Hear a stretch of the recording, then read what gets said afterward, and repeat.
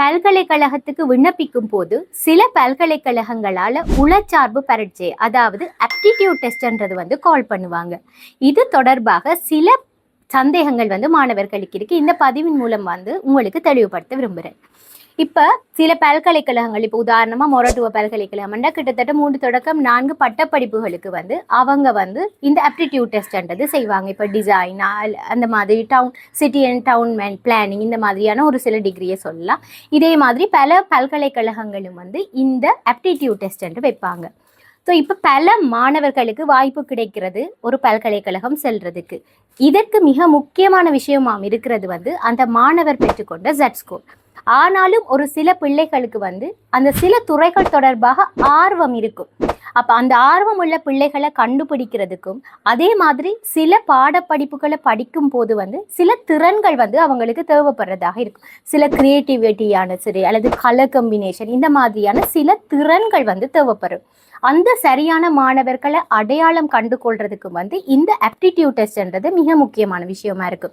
ஏனென்றால் இப்போ இலங்கையில் இருக்கிற சிஸ்டத்தின் படி இப்போ கிட்டத்தட்ட 47 விதமான பட்ட படிப்புகளுக்கு எந்த துறையில உயர்தரம் படிச்சிருந்தாலும் வந்து மாணவர் விண்ணப்பிக்கிறதுக்குரிய வாய்ப்பு இருக்கு. ஸோ இதால தான் வந்து பல்கலைக்கழகங்கள் வந்து இந்த ஆப்டிடியூட் டெஸ்ட்ன்றதை வந்து அறிமுகப்படுத்தி இருக்கிறாங்க.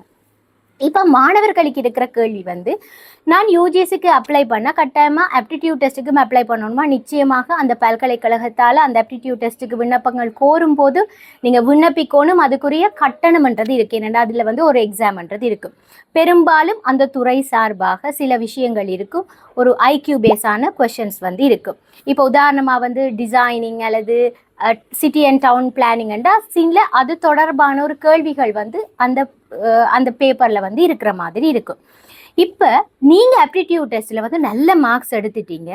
ஆனால் அந்த பட்டப்படிப்புக்காக பல்கலைக்கழக மானியங்கள் ஆணைக்குழு அறிவித்து அந்த வெட்டுப்புள்ளி Z ஸ்கோர்ன்றது குறைவாக இருக்குது. எனக்கு அந்த டிகிரி ப்ரோக்ராம் போகலுமா என்று கேட்டால் இல்லை. என்னதான் என்றாலும் உங்களோட Z ஸ்கோர்ன்றது போதுமானதாக இருந்தால் மட்டுமே நீங்கள் ஆப்டிடியூட் டெஸ்ட்டும் பாஸ் ஆகும் பட்சத்தில் தான் வந்து உங்களுக்கு அந்த பட்ட படிப்புக்கு போகிறதுக்குரிய வாய்ப்புகள் இருக்கும். அதால் ஆப்டிடியூட் டெஸ்ட் செய்வது முக்கியம், அதில் நல்ல மார்க்ஸ் எடுக்கிறது முக்கியம். அதே போன்று உங்களோட A லெவலில் நல்ல Z ஸ்கோர் எடுக்கிறது முக்கியமான விஷயமாக இருக்கும்.